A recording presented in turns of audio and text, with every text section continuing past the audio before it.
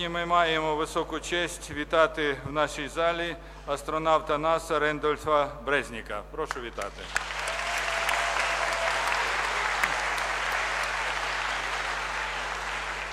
Звичайно, ви познайомилися в інтернеті з біографією, з життєвим шляхом Рендольфа Брезніка, але скажу тільки дві речі. Рендольф Брезнік двічі побував в космосі. Перший раз він вийшов в космос, при цьому виходив в космос, перший раз на 11 годин 50 хвилин, другий раз, коли він був з 28 липня по 14 грудня 2017 року, була здійснена друга місія, і вже тоді він в космосі, в відкритому космосі перебував 20 годин 10 хвилин. Ним був зроблений безпосередній великий внесок в підкорення космосу, проведення досліджень, про що Рендольф розповість в своїй лекції і в нашому спілкуванні. Для нас дуже важливо те, що Рендольф – великий друг України. Під час перебування в космосі він в 2017 році він провів скайп-конференцію з українською спільнотою, яка зібралася в американському домі в Києві. Тоді він це робив під двома прапорами – американським і українським. Для нас дуже також важливо, що Рендольф Брезнік разом з дружиною Ребекою у 2008 році усиновили українського хлопчика. І зараз син Рендольфа тут з нами, його звати Вайет. Прошу, Вайет, також підніміться.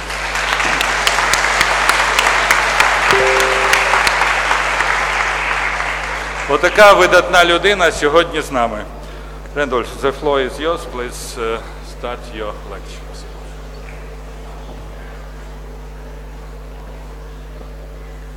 Привет, доброе утро.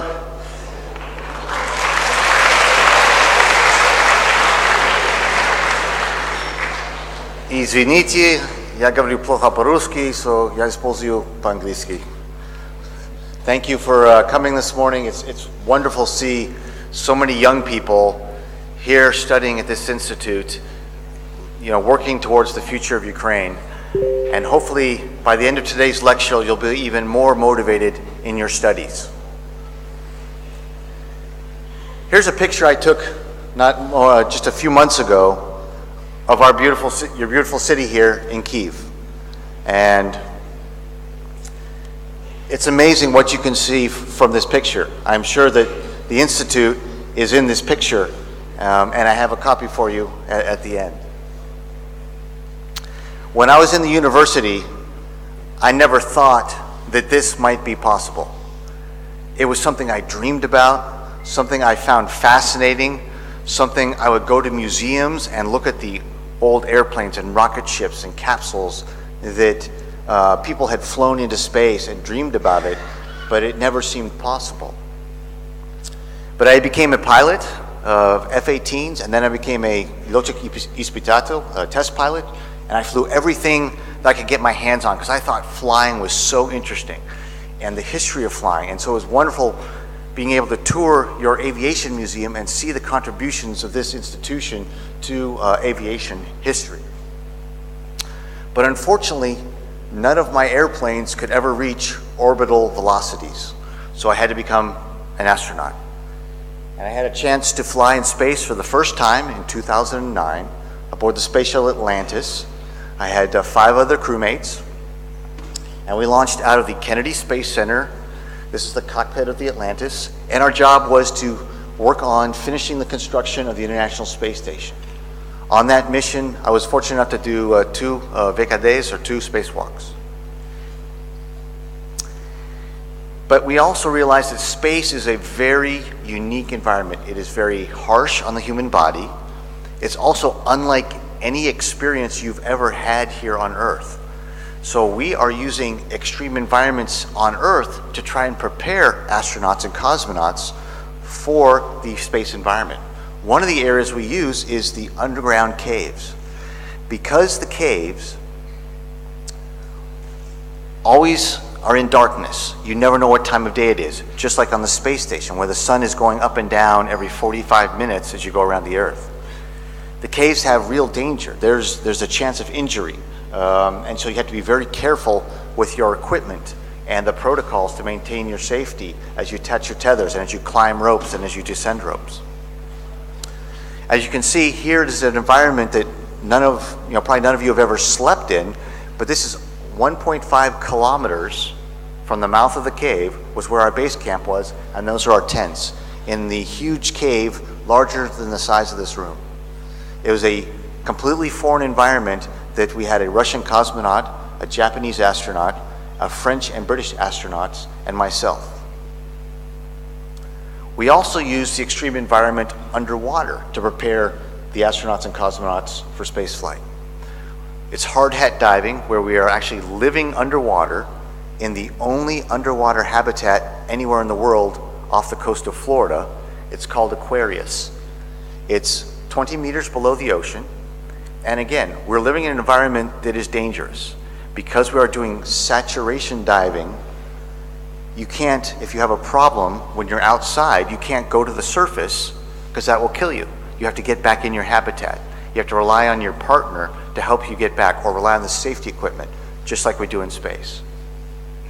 So we use these extreme environments so that the first time someone goes to space, it's not the first time their body and their mind and their vision is assaulted with very strange things. In the case of doing both of these exercises, when you go to space, it's now just the third strange thing, and hopefully the gap between somebody's earthly living and space living is a little bit smaller. Then I got assigned to a mission for MKS, the International Space Station, and we started out with winter survival training out in Star City outside of Moscow, where we had to survive for 3 days and 2 nights with just the equipment and the clothing that were inside of our Soyuz. Then we did our water survival training, which fortunately was not in the winter, and we learned to be able to change inside of the Soyuz from our scaphanders, our pressure suits, into our survival equipment. And as you can see, the Soyuz is only this big, and actually my arms were a little bent. And if you can imagine 3 grown men inside the Soyuz, getting out of their spacesuits, getting into their survival equipment, we were very close. And I learned things about my crewmates Sergei Ryazanskiy and Paula Nispoli that I hope to forget someday. Это шутка. We train also for our spacewalks. We put on the spacesuits, we attach all our equipment just like we would in space, and we practice in what is the world's largest swimming pool called the Neutral Buoyancy Laboratory in Houston, Texas. It's 6 million gallons of water, and it has the entire space station inside underwater, so that when we practice our spacewalks, we get muscle memory of where to reach for the handrails, what connections we have to make for the electrical or the ammonia or the other systems, or the repairs that we're doing on equipment or assembly of parts of the space station. Then once our exams were complete, as part of our tradition, the crew would go to Red Square, and outside the wall of the Kremlin are the graves of Sergei Korolyov, one of your graduates, where we lay flowers on his grave. We also lay flowers on the grave of Yuri Gagarin, the first human being in space. And then we go down to Baikonur for our final fit checks. It's finally not a training Soyuz, it's our Soyuz that we're going to take to space. And we're wearing our suits that'll take us to space, and the equipment that'll be with us is inside, and we finally get a chance to get inside and see where it all is and make sure we understand it for its use after our launch. Then they take the Soyuz and they put it in its fairing to protect it as we go through the atmosphere. They put it on the rail car and take it out to the launch pad. And it ends up we are launching out of the same launch pad in Baikonur that Yuri Gagarin launched out of. That was an amazing piece of history for me. And this is what it looks like. I think this is an amazing piece of engineering to take the rocket from the horizontal position to put it in the launch position. not very much room up here as it gets put into the launch pad.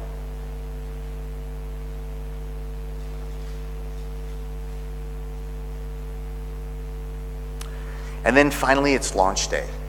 This was the 28th of July, just last year, where the three of us launched to the International Space Station.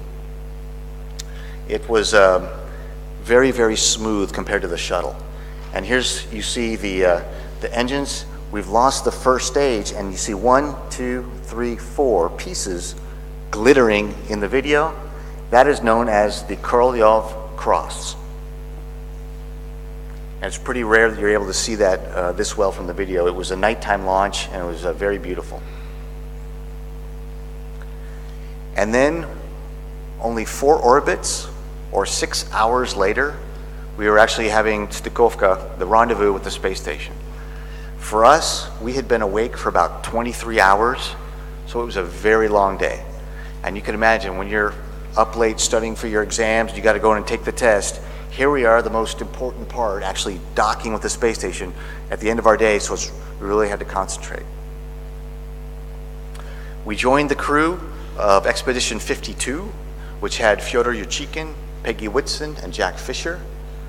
Peggy Whitson left space station at the end of the expedition with 665 days in space total in her life. Fyodor Yurchikhin, 673. So a huge amount of space experience between just those two cosmonauts and astronauts. Then, when they left, we had a new crew join us, and Sasha Misurkin, Mark Vandehei, and Joe Akapa. And we started Expedition 53, which would be about 3.5 months of our time up in orbit. Moving around in space is fun. You walk with your hands, and your hands are your feet, really. And so your feet are your hands, and you carry stuff with your feet when you move around. Pages number 1 and 4 in the one. And if there wasn't small hatchways, I would have just kept on going.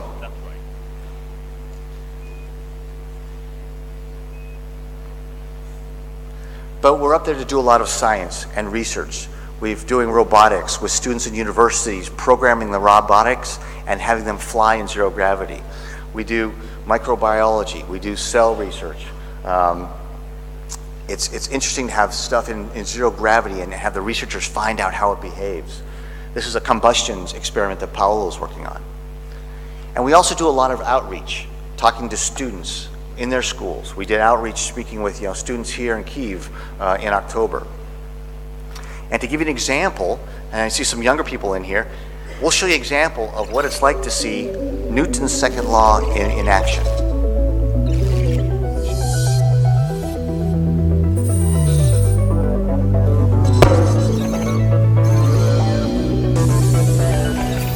Hello everyone, I'm astronaut Randy Bresnik, living and working aboard the International Space Station. Now, on the space station, we live in a microgravity environment. Do you think the physics will hold up? Come on, let's go find out. The acceleration of an object depends on the net force acting on the object and the mass of the object, or F equals ma. Jolly good show, Sir Isaac. Here we see that once the force of the thrust is greater than the weight of the vehicle, the rocket begins to accelerate. We're going to start with something small, something you might have at home. A little stick of chapstick. We'll go ahead and use our force being on our bungee cord here. We'll put it on our bungee, and we'll pull it back. And you can see how fast it accelerates because there's very little mass.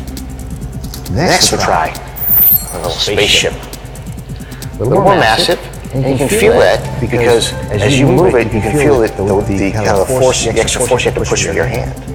So we'll put our spaceship on our launcher here, same spot. Notice it's flying a lot slower than that chapstick did.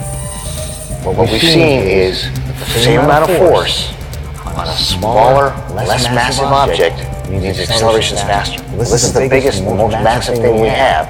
So let's see how the acceleration is affected. That's the same amount on the force.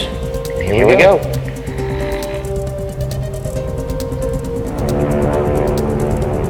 There you have it. Newton's second law of motion in action. Thanks everybody for exploring a little physics with me today. Now I'm going to send it back to Earth so you can start your experiments. See you again real soon.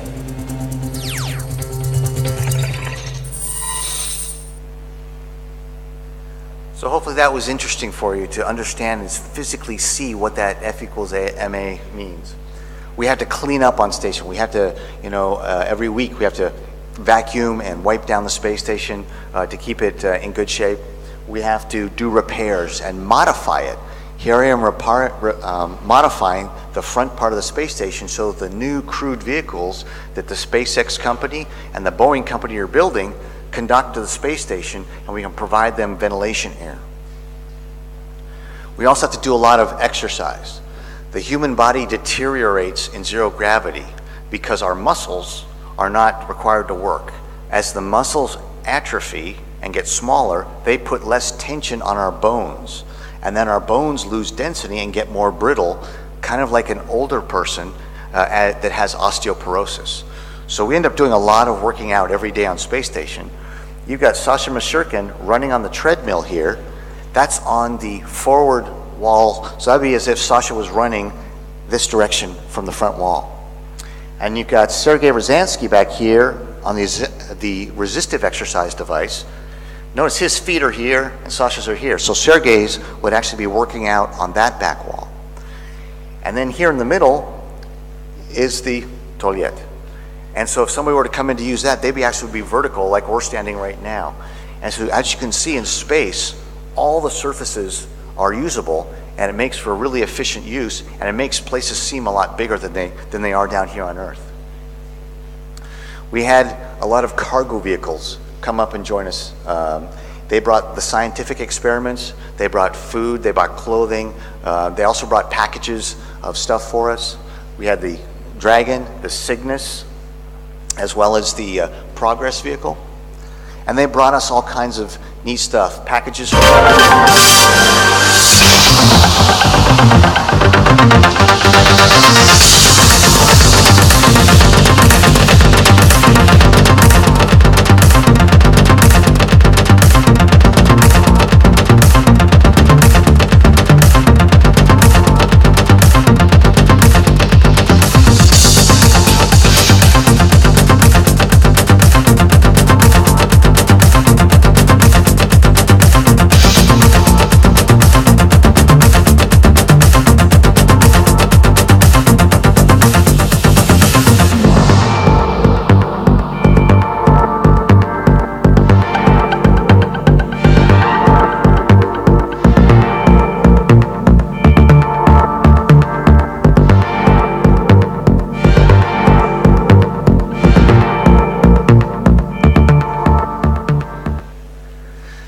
So it's really fun, the fact that something simple like that, the toy that my children picked out when we were in the store, can demonstrate physics and how gyroscopes work in space and just how stable they can be.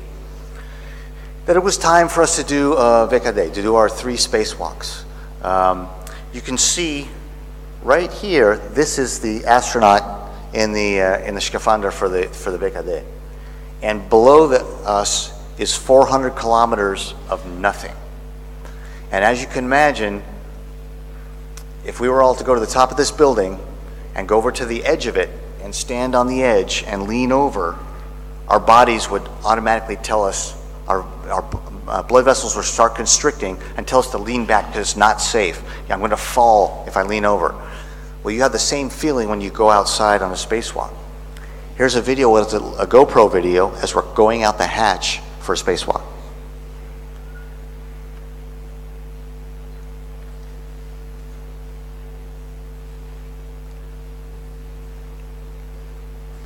You come out upside down, and then you have to attach your tethers onto the airlock on the outside and start working. You have to tell your body to calm down and relax from this natural reaction you have to having nothing below you. Here's Mark Van de Heij working on a camera. And he's actually riding on the robotic arm where we could fly him around. And here is the same time Sergei Rosansky took this picture. Here's Mark Vande Hei right there. You can see how big the space station is. Parts built all over the world, assembled for the first time in orbit. And this is only half of the space station. There's an exact same mirror side on the right side that you don't see in the view. And here's another bit of GoPro where I'm just standing there, and you can see, once it steadies out, how fast the Earth is moving underneath us. We're going around the Earth every 90 minutes. So that means that we are moving at 10 kilometers every second.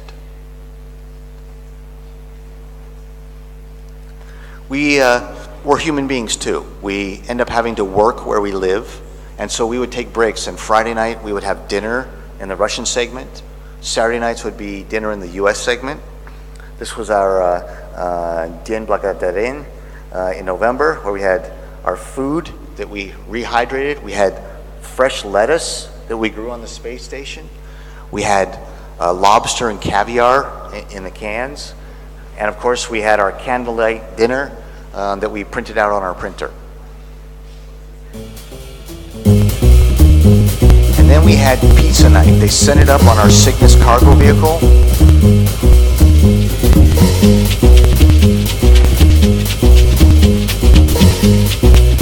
And notice our table has Velcro and tape so that things don't float off the table.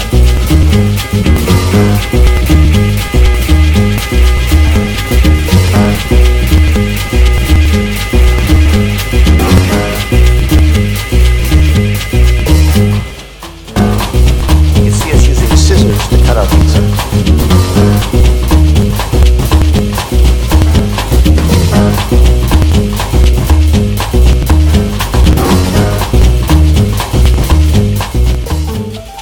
Flying saucers that we could eat.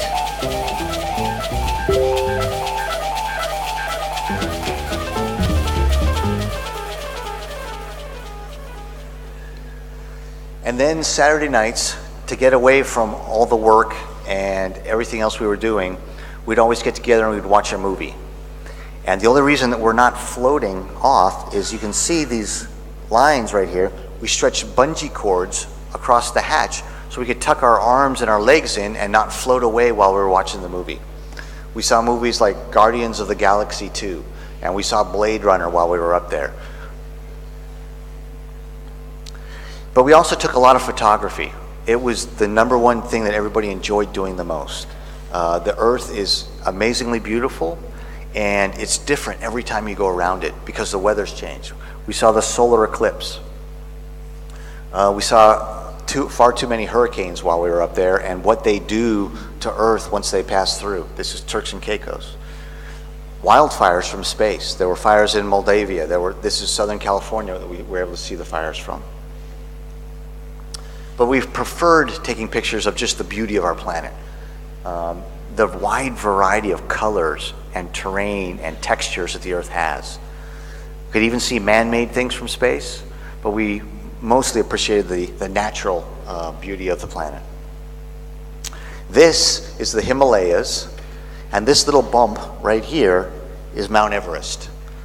And you can imagine, it's like trying to find one hair on your head, trying to find one mountain from 400 kilometers high in the Himalayas. It was a challenge. I like the night photography a lot. This is the Nile River, Cairo, and Israel.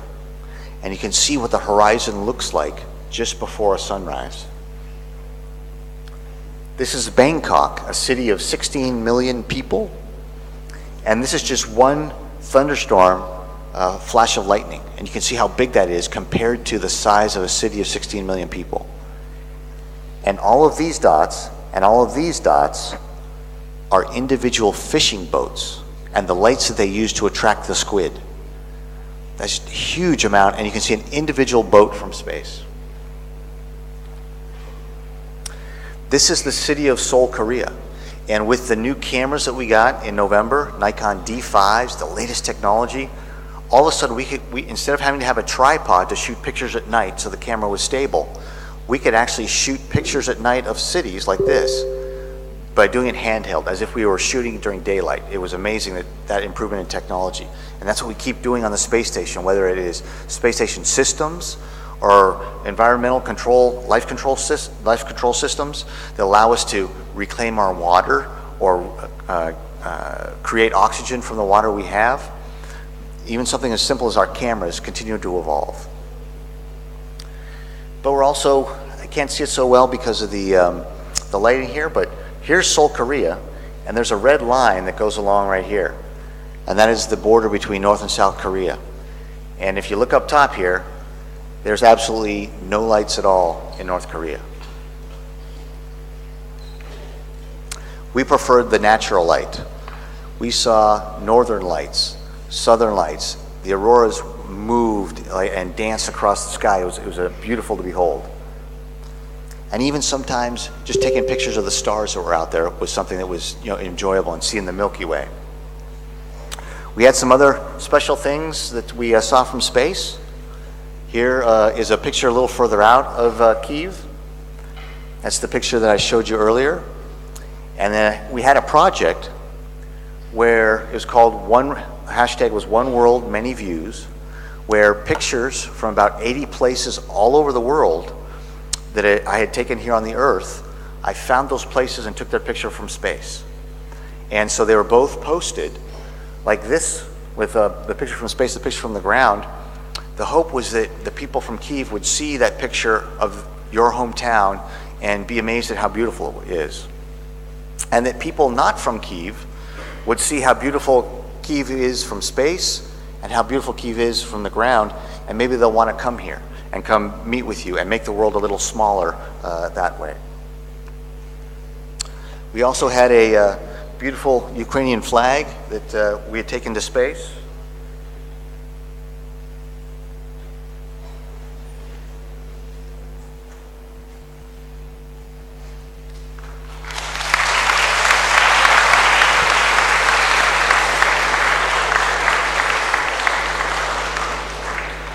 And we had gotten that here.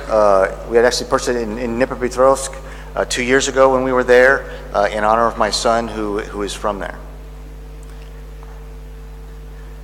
And our world is an amazingly beautiful place. It's really hard to describe it to people, but we try. I've shown you a few pictures, but Sergei and Paul and I really want to try and make something that could give you as much as we could the impression of what it's like to be able to see Earth from that vantage point.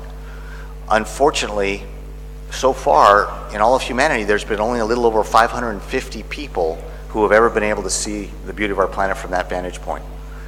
Our hope is that the work we do now will allow future generations to be able to have maybe 550 people a day going to space. That is our hope.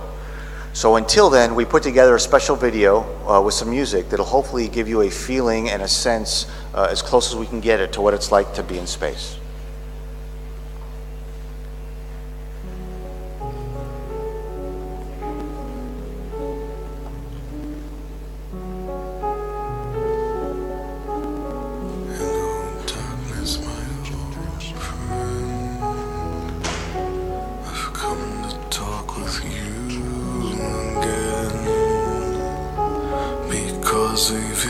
Softly creeping, left its scenes while I was sleeping, and the vision that was planted in my brain still remains within the sound of silence.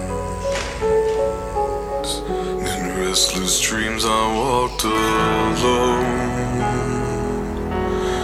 narrow streets of cobblestone,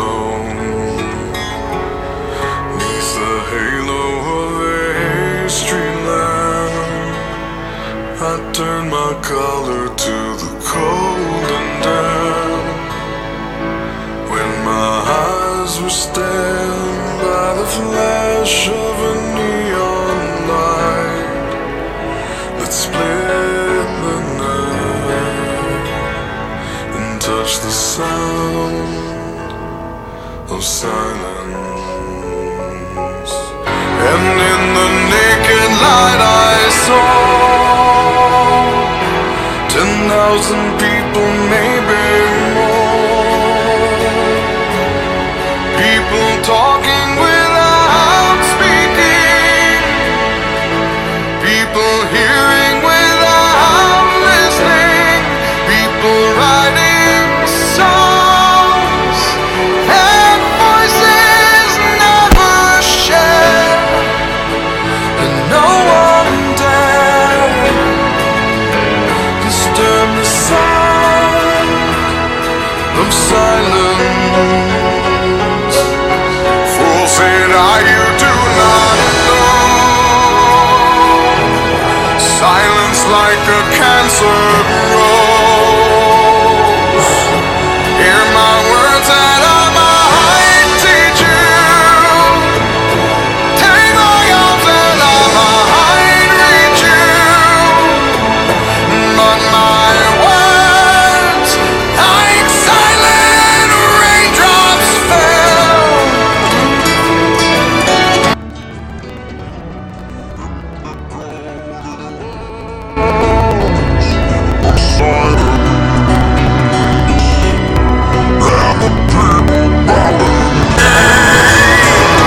To the neon god inside flashed out his warning, and the words that it was forming. In the sign said the words of the prophets are written on the subway walls, in tenement halls, and whispered in the sound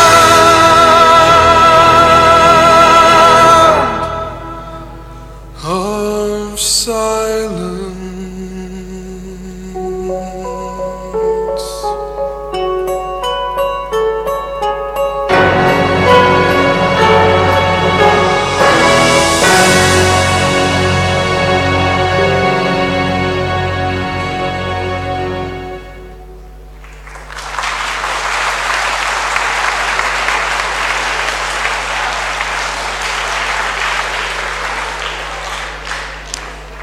Very, very happy that you enjoyed that. That was our special gift to all of you, in hopes that many of these young people here will think about maybe flying into space or working on the things that allow us to get to space. And someday, instead of spending a bunch of money to go down to Euro Disney or go down to Odessa for a vacation, you'll decide to go to space, and it'll be that easy to do that.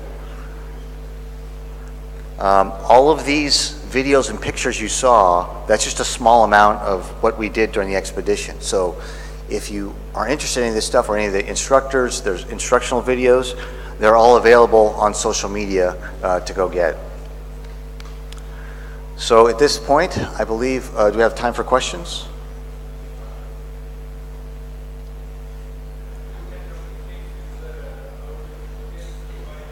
Okay.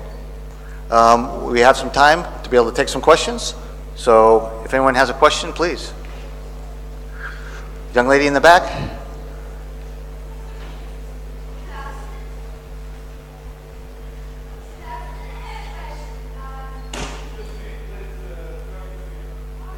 Oh yes, there's the microphone in the middle. If you could just please come up to the microphone.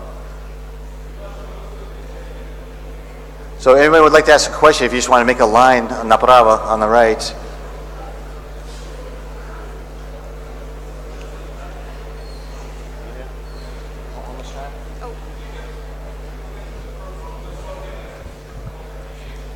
Thank you for your speech. It was very interesting and amazing.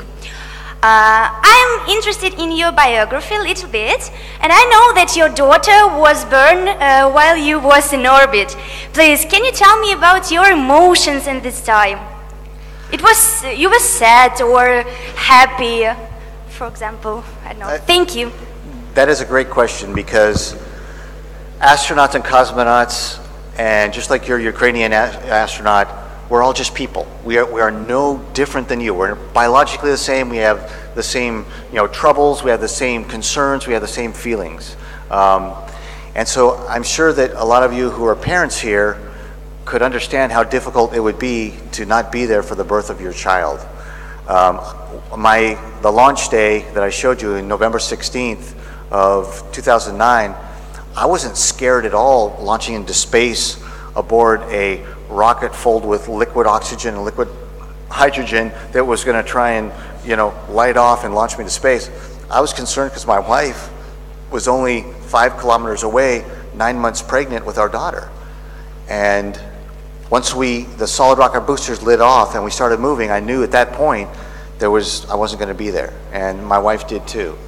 And she's an amazing woman who came back, and with the help of her sister, she gave birth to our daughter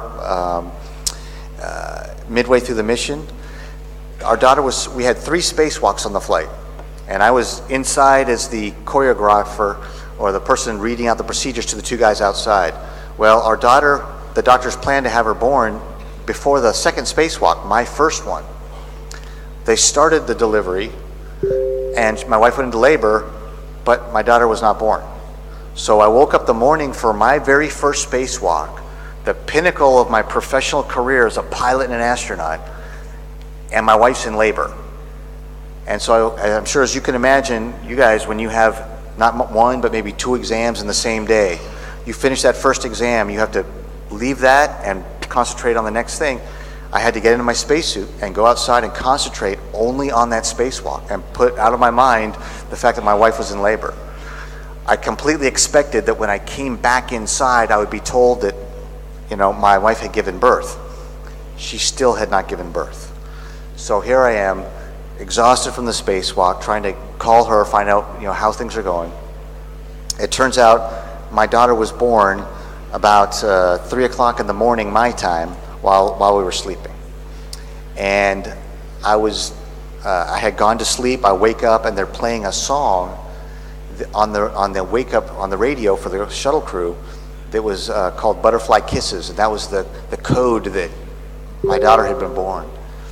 And so I waited all day long between our 2 spacewalks to see pictures, and finally in the afternoon I got to see pictures of my daughter for the first time. I got to see video and do a video conference with them and hear her little voice. And even after having done the spacewalk, where the views are even more amazing than what I've shown you from looking out the windows, it was more beautiful seeing my daughter for the first time. And I'm sure all of you parents would say the same thing. And that even if you never go to space, there's something better here on Earth, and that's seeing your child for the first time.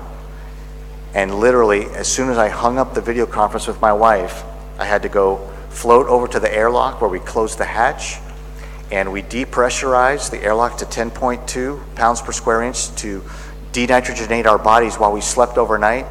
And the very next day, I was out on my second spacewalk, where I'm the lead spacewalker now, having to put all that out of my mind to be able to go do the next spacewalk. And so you'll find, especially as students and then later in life, you really have to learn to compartmentalize and separate things and keep them in their place and not let other events or things that you're thinking get in the way of what's going on right here and now. So hopefully that answers your question.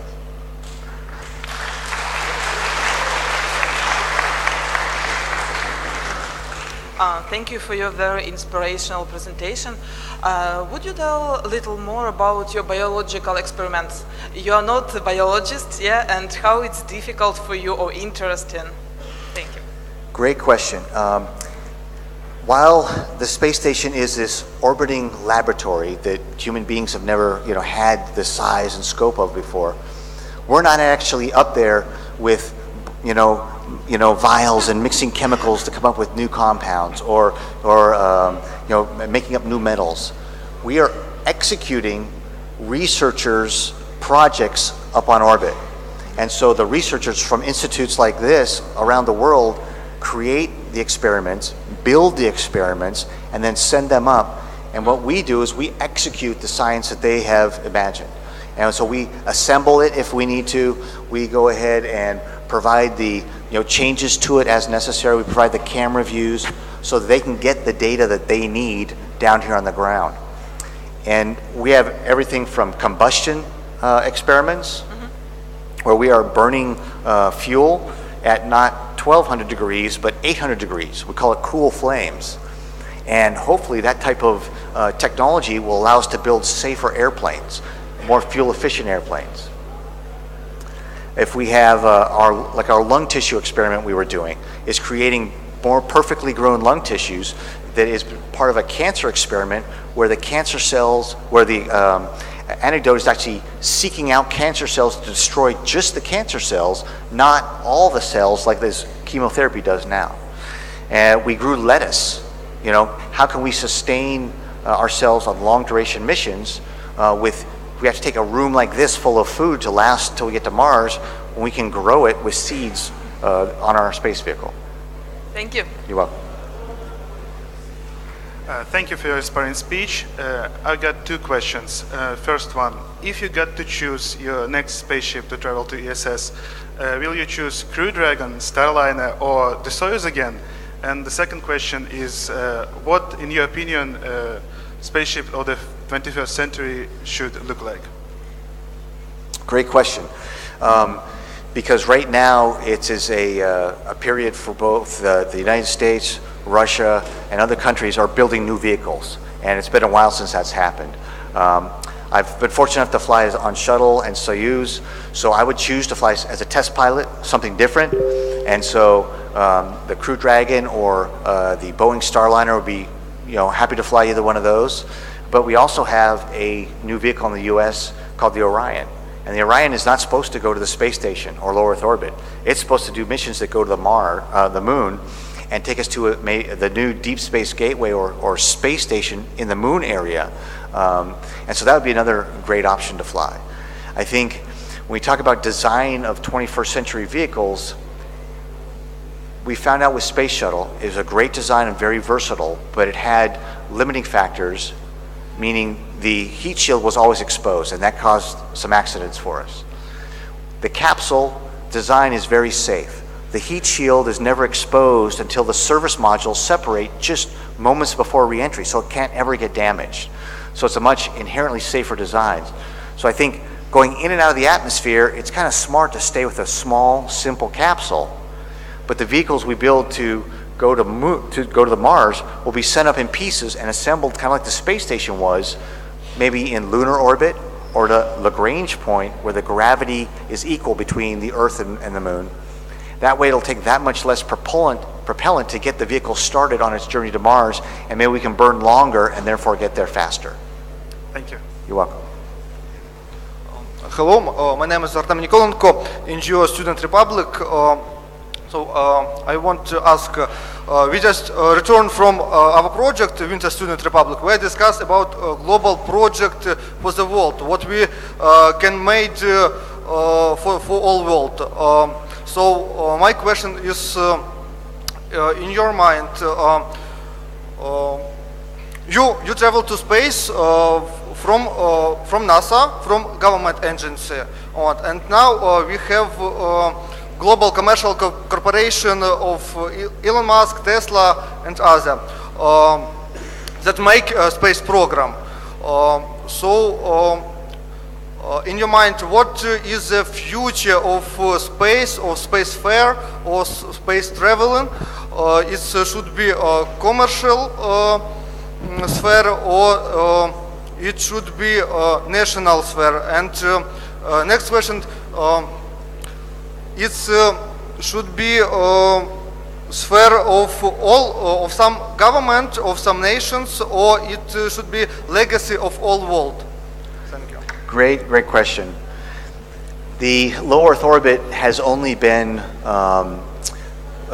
manned missions have only been governments, nationalities, that have sent people there so far. With the space station, we now have commercial companies. We've had the Orbital ATK company, the SpaceX company send up cargo vehicles. So that was kind of the first type of working a government and commercial partnership. Now the Crew Dragon and the Boeing Starliner are the next step of creating now manned missions that are commercially based. The hope is that those companies will be able to not only take astronauts and cosmonauts to the space station, that there will now then be a commercial space station, whether that is a transformation of the International Space Station or individually built ones like the Bigelow company wants to do with their inflatable space habitats. I hope that right now is like we were in maybe 1910 or 1915 with aviation.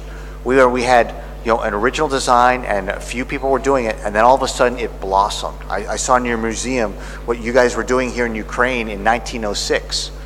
And look at where we are now, just over 100 years later, where we have airliners made of composite materials flying around the world, on single tank of gas. And everybody thinks it's normal just to go to the airport, hop on a plane, and fly somewhere. My hope is that in another less than 50, 100 years, that's what spaceflight is like. And we'll be able to do that because of the commercial companies being able to grow the industry without the government having to be involved. That will allow, at least on the United States side, we envision it as this partnership and getting them started will allow us to take the big government might do the harder things that the companies don't have a business case for. We're building a moon station, kind of hard to build a business case and make money for shareholders. And so that's where the taxpayer money, the government money will have to go to do these far-on projects. And because of the way the cost and the complexity of going to Mars is, that'll have to be an international group. I don't see how any one country can do that alone.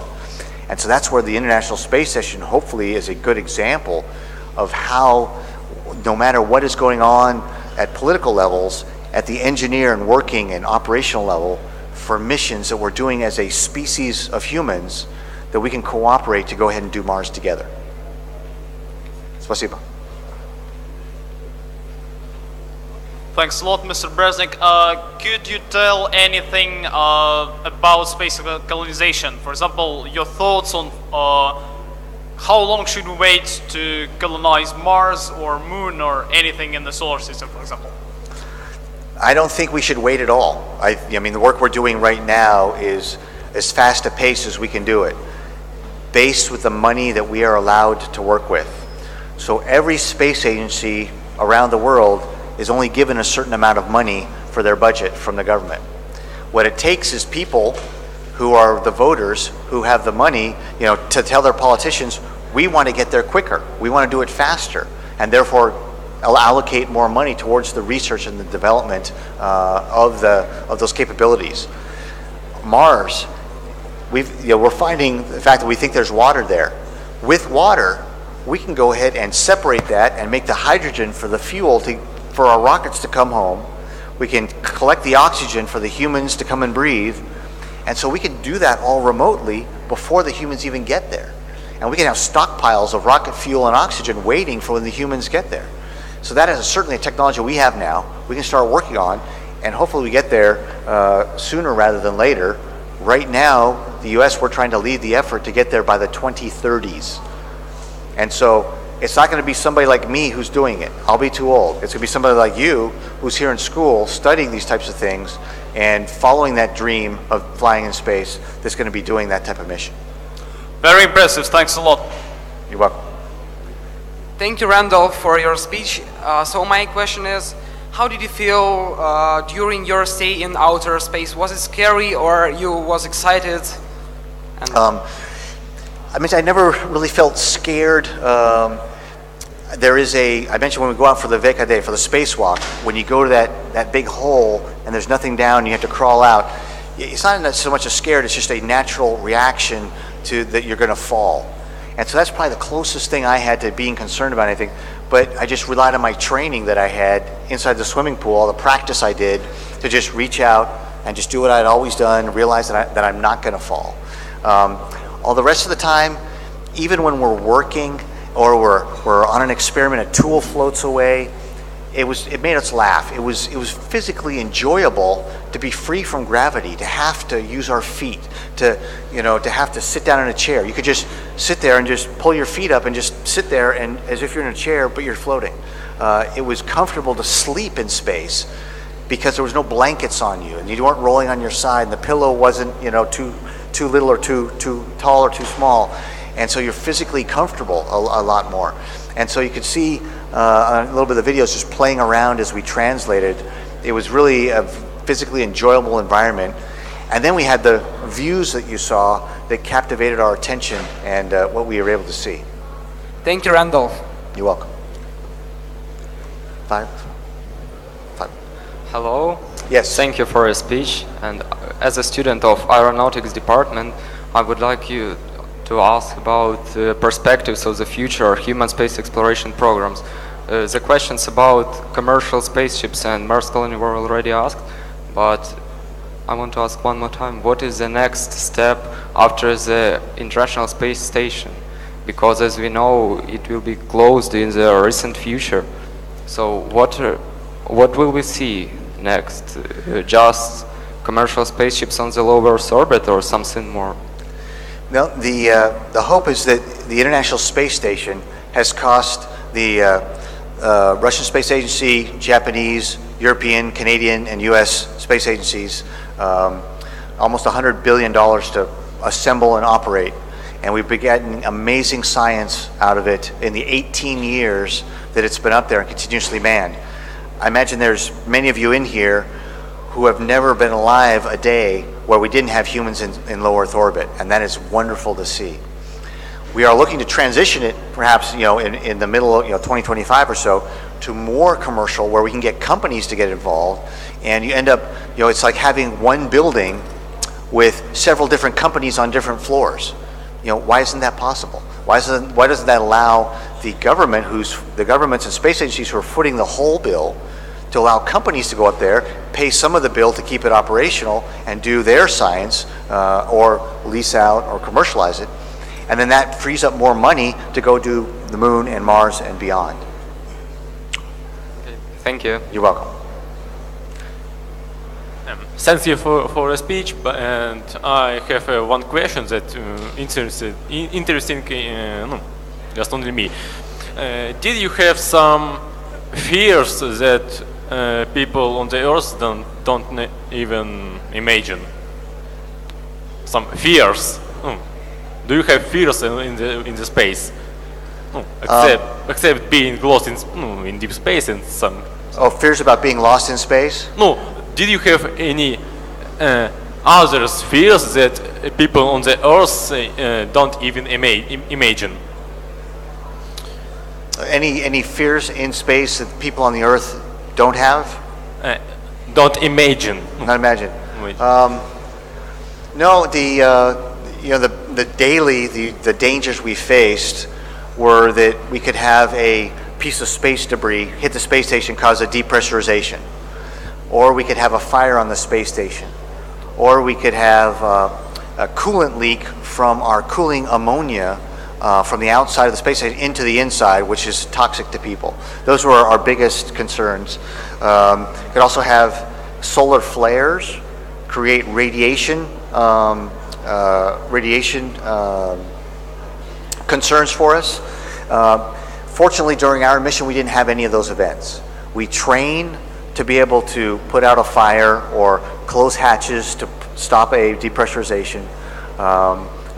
We trained a shelter in place for if we have a high radiation event.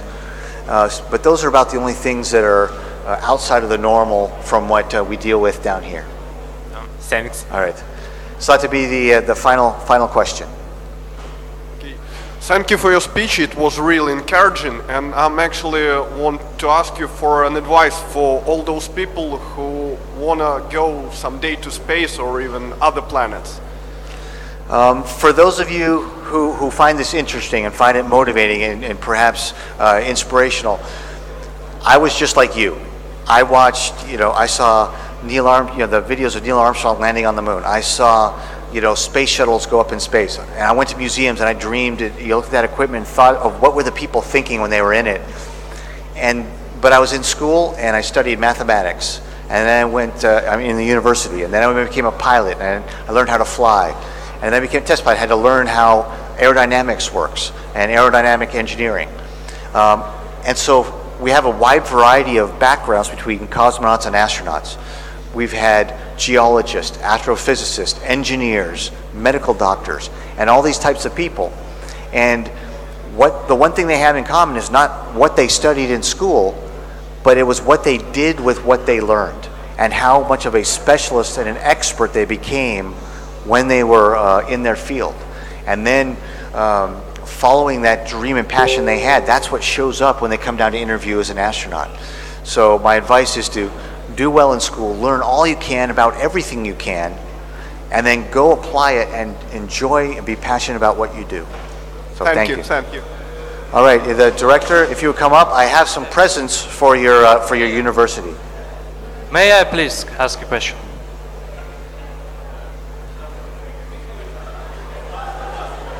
Okay.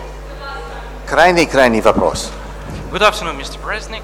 My name is Dmitry Shulzhenko, the Faculty of Linguistics. Thank you for your amazing speech.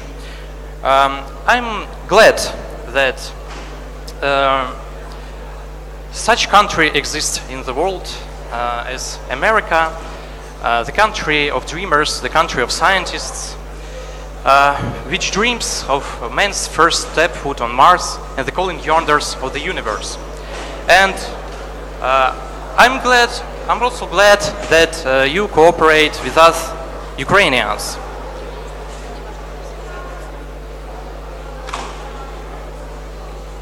And it pleases me for the simple reason that very often we see around us anything but the aspirations of mankind. Do you remember what was written in popular Russian science magazines? Earth is the cradle of mankind, but we cannot live in the cradle forever. The quotation of Konstantin Tsiolkovsky. One will step into the universe. The current generation will live under. Humanity will overcome growth diseases, cancer, diabetes, liver cirrhosis, heart attack, and whooping cough, and strive for a brighter future. And what do we see? At best, steady GDP growth, mysterious GDP, Будь growth ласка, of коротке investments and запитання. capitalization, and increase of EPSI rating. But it is in the best case. Usually the Russians have to deal with the worst one: downfall, decrease, recession. And what does it mean? No mankind actually aspires neither to Mars nor to the universe. At least not the Ruski Mir. Everyone can tell that over the last quarter of the century, the Russians have just been trying to sell to the world community the old Soviet technology and scheme, which were not even invented by them. Nowadays, they can only seem to come up with a scheme of withdrawal of money from the budget. I have no doubt that eventually one will set foot on the surface of Mars. The question is when and how, in your opinion, will he get there? And another question, what country will be this man a citizen of? As I mentioned, the United States is trying to get the international partnership, whatever shape that is, by the 2030s to go to Mars. And it'll be a mission that'll be amazing for all of humanity to watch, just as the first step was on the moon. Thank you. Okay. Excuse me.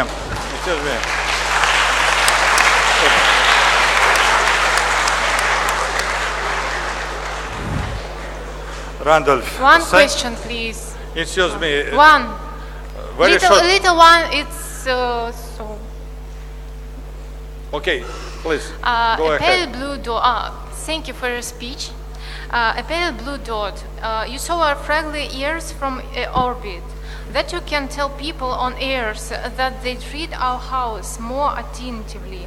That there is no sense in wars. I'm sorry, I didn't understand the question. There is no sense in wars on the ears. You saw our ears from the orbit. What can you say to people who live here? We should be more patient to each other, and there is no sense in wars. As after spending 25 years in the United States Marine Corps, my goal and my hope was that I would never have to go to war. You know, the militaries of every country serve their nations as a deterrent for other countries from coming and harming their nation. You know, we all hope that we never have to go to war, and war is a terrible thing. And hopefully that any war that we see will be the last one in our lifetimes, but unfortunately human beings are not shown in our history that that's possible. To see Earth the way we've seen it and the way I showed you, where there are no borders, where there are no conflict, there's just a beautiful, peaceful little spaceship that we're all on, Like I said, we're working right now so that more people can see that, because I think once they do, they'll be better to themselves, to each other, and to our home planet. Thank you.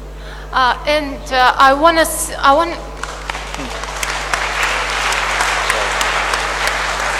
Sorry. Thank you. So I would like to present at this time a few items to the university. We have a poster from our crew from the Expedition 53.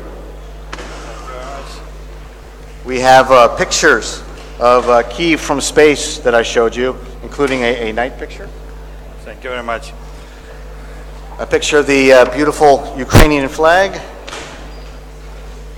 Thank you. And then our mission patch and our mission sticker as a memory of today. So thank you all for coming. Thank you very much, Randolph. Thank you. We will put these pictures to our museum. Thank you very much. And in memory of today's meeting, let me present you 3 lithographs. Pictured Sergei Korolev. This is a monument of Sergei Korolev at our campus. Vladimir Chalamet is a colleague of Sergei Korolev, who produced the proton missiles and many other technologies, and Igor Sikorsky. And also we have a small present to Wyatt. Please, okay. Randolph, thank you very much for very important and impressive meeting with our students. I am sure after this meeting, many from them will dedicate them activity to the investigation of space, maybe to colonizing of Mars, and some from them maybe will become the cosmonauts. Thank you very much. Thank you. And good luck to you. So, we are in time. We have approximately 30 minutes to yeah. Excuse me. Please keep your seats, because we would like to make the collective picture. So keep your seats. We can move to that point, and cameraman will make the picture from the front. Maybe 1 minute of silence to stay.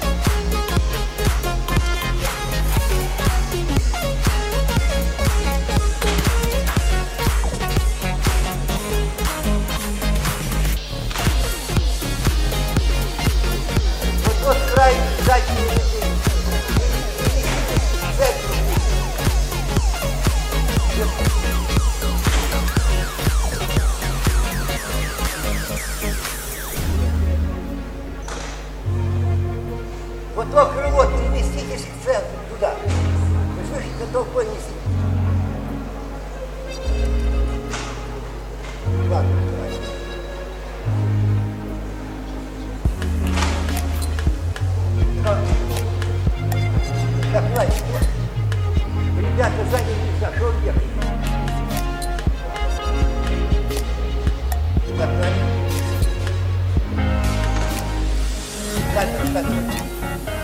Камера мешает мне, камера. Красная рубашка.